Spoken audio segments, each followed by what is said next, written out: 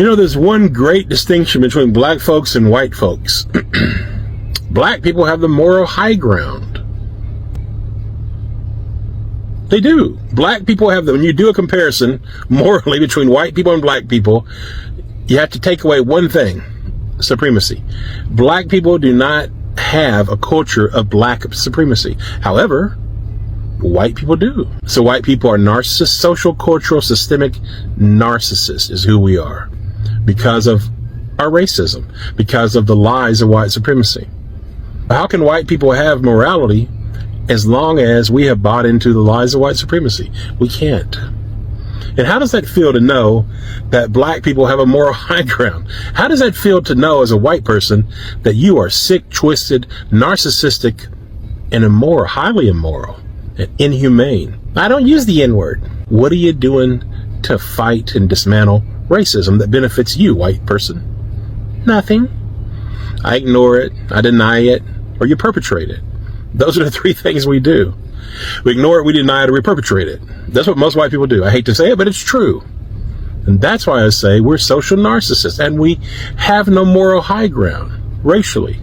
We are sick, hurting people. Hurt people, hurt people. And we've been hurting a long damn time. We're hurting because of the disease of white supremacy. It's destroying white people from within. Look at the white nationalist party, the GOP. Not just them, all white people. But just as an example, look at the GOP. They're batshit fucking crazy. They bought into so many lies, and it all started with the great lie. The great lie of white supremacy. It all started with that. Everybody knows the GOP now officially is the white nationalist party.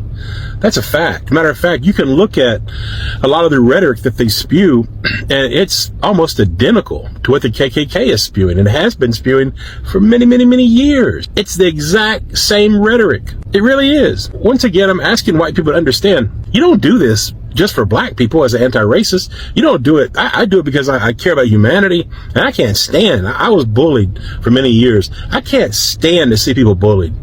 That's one reason I do this. It's true. But I'm not here to fucking save anybody except for white folks. Black people can take care of themselves. Yes, white supremacy creates victims, but don't think the only victims are black and brown and indigenous people. We are also victims as the people who are living this grand lie and this grand immorality of social, cultural, and systemic narcissism. White people, you're hurting. Until you heal from racism, you're doomed to live an immoral and toxic life. I've seen it in my own fucking family. Don't tell me it's not true. I've seen it in my own goddamn eyes. Living under the lies of white supremacy makes you sick.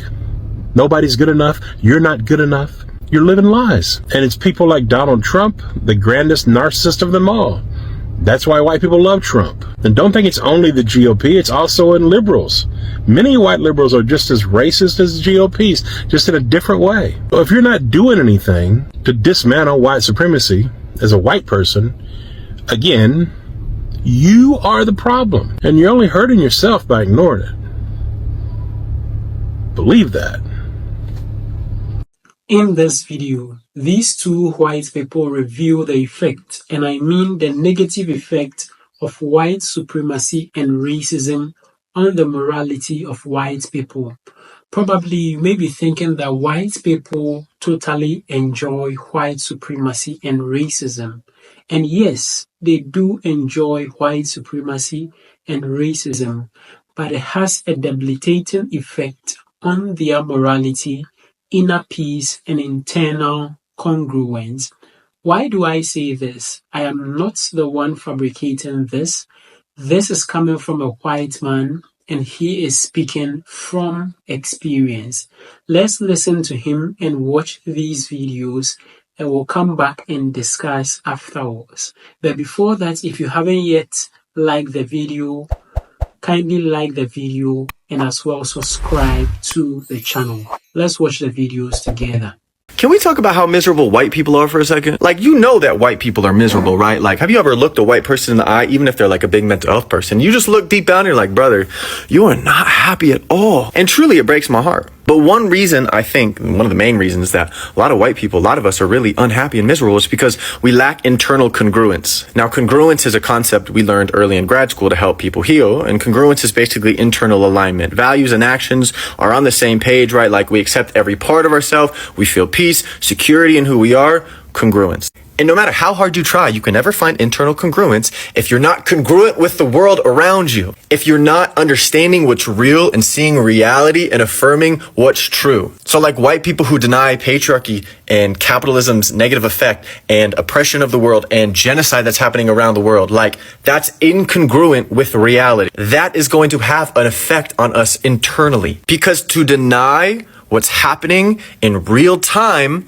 we have to deny certain parts of us, certain emotions, certain thoughts that come up. And the more we run for that, the more incongruent and separate we feel, the more dissonance that comes, the more miserable we are. And a lot of times we're not actually dealing with our own pain and our own reality because we're all suffering under capitalism and white supremacy. Like it affects us different ways in intersectionality, but like it affects us white people too. You don't think a stormtrooper in the fucking Star Wars movies hates his life? You don't think he hates being bossed around all the time? You don't think poor white people living in the empire, like in a city walls, like in a Game of Thrones, like you don't think that they're miserable under it, even though they're not miserable the most? To be congruent inside, to not be miserable anymore, it takes accepting the realities of the world, seeing how those toxic systems affect us, and then moving to actually be congruent. Because deep down, humanity has goodness at its center. So yeah, white people, we're miserable because we're not congruent, because we're denying the realities of the world, and thus denying ourselves. He says that a lot of white people are miserable and unhappy, and he attributed this to lack of internal congruence. And he further explained congruence as an internal alignment with values, a sense of feeling peace, security in who you are. He stated that you cannot find internal congruence if you are not congruent with the world around you. And I think this is very, very profound in the sense that you cannot love yourself if you do not love people around you. And if you perpetrate any negative thing against someone, that negative things reflect back to you or back into your life. Now, white people, even though enjoy racism and white supremacy, there are a lot of negative effects, as he stated, that affect them at the internal level. On the outside, they may appear to be good and feeling okay and all that, but on the inside, it is eating them from within because they are not having internal congruence with themselves. There was a very important question that was asked for white people to answer. And that is, what do white people do to fight racism? And the answer is that they do nothing about it. They just look at it to just go on without doing anything about it. And whenever there is an act or anything like that, and you do not speak against it, it means in a way you are permitting it to happen. So he stated that there are three things that white people do about racism. They either ignore it, they deny it, yet they perpetuate it. He stated that white people have no moral high ground racially. And looking at this is very, very true in the sense that across all the race, white people think of themselves as superior or supreme. So they look down on other races. So on a morally ground, they do not have any grounds to be morally upright. That is, they have deemed themselves to be better than any other race on earth. And thinking of yourself this way, you are losing some kind of internal morality. Now let's cast our mind to the transatlantic slave trade, which happened about some 500 years ago. Now, these people, when they came into West Africa, bought slaves in one of the castles. They had a church building up in the upper deck, and then below the what they had slaves in there. So I keep thinking and asking myself, how can you be worshiping in a room, and beneath that room there are slaves, human beings like you, who are being put in an inhumane condition, yet you say you are worshiping a God that is high above? So as he stated, white people do not have a moral high ground racially. He also said that white people are sick and hurting people, and they have been hurting for so long. This is in the sense that since white people are not talking about the problems that they are facing because it is something internal and they are keeping it to themselves, they keep hurting themselves all the time, and this has happened for a long period of time. He says that the disease of white supremacy is destroying white people from within, and just as I stated, because they are not talking about it, it is eating them from the inside.